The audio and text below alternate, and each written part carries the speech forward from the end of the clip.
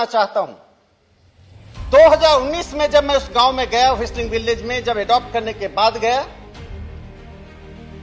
तो सादियापा खोंगसित 60 वर्ष की एक महिला ने मेरे पास आकर कहा, तो खासी में बोल रही थी। मेरे मित्र खासी का अनुवाद बता रहे थे कि मैं माननीय प्रधानमंत्री नरेंद्र मोदी जी के लिए एक जिस विसिल के आधार पर यानी आवाज निकालकर लोग एक दूसरे को बुलाते हैं, प्रधानमंत्री जी के लिए वह एक राग, एक धुन देना चाहती हूं। मैंने पूछा ऐसा क्यों?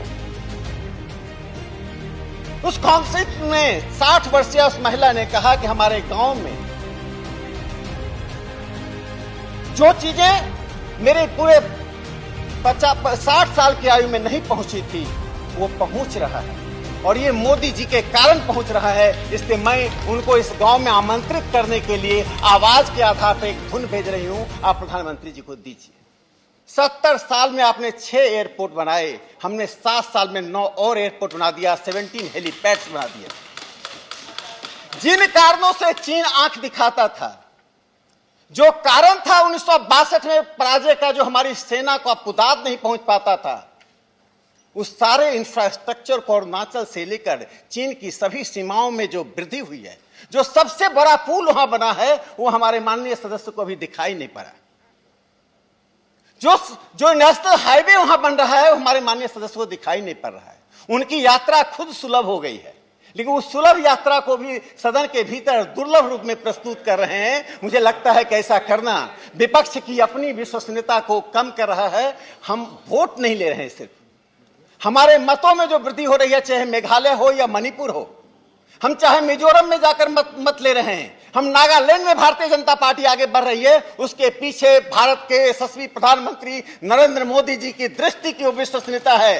भावना और दृष्टि जब मिल जाती है, जब भावना और दृष्टि मिल जाती है, तो वो ताकत बन जाती है। 34,000 लोग 1998 से ब्रू रियांग ट्राइब के लोग त्रिपुरा के डिस्प्लेसमेंट कैंप में रह रहे थे। 1998 से लगातार डिस्प्लेसमेंट कैंप में रह रहे थे।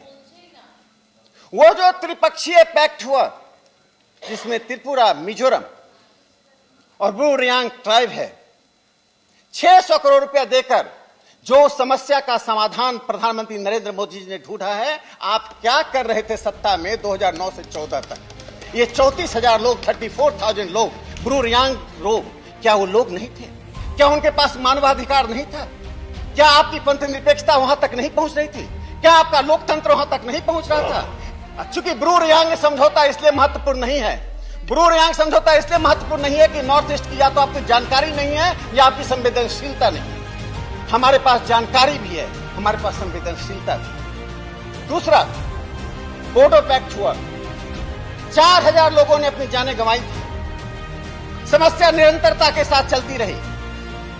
एक कोने में संघर्ष हो रहा है, लोग मर रहे हैं, लोग कैंप में जी रहे हैं, हत्याएं हो रही हैं, सरकार और ट्राइब के बीच में संघर्ष हो रहा है, लोगों के बीच संघर्ष हो रहा है। नॉर्थ ईस्ट के एक विकृत छवि आप दे रहे थे, हमने उस बोडो पैक्ट को किया। मैं माननीय प्रधानमंत्री नरेंद्र मोदी जी का अभिनंदन करना चाहता हूं। इन दोनों पैक्ट के द्वारा नॉर्थ ईस्ट में उस शांति को बरकरार किया, सौहार्द को बरकरार किया, वह संवेदनशीलता को बरकरार किया, जिसके कारण नॉर्थ ईस्ट बढ़ रहा है।